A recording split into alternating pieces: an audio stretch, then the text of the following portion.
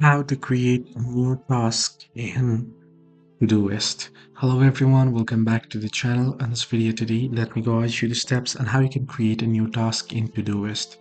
Well, once you have the Todoist, either the application or you're on the web, what you can do is make sure you're logged in.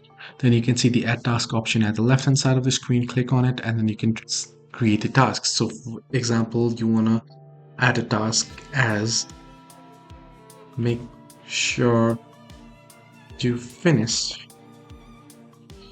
job or work just here before lunch or before 3, right? And then I can proceed to set the date. I can set the reminder here for 3 before 3 and then tap on add task and you can see the task has been added. So this is how you can easily add the task, and once you have selected it, it'll be gone itself. Hope this video was helpful. Do like and subscribe, and do not forget to leave the comments down below if you have any further issues.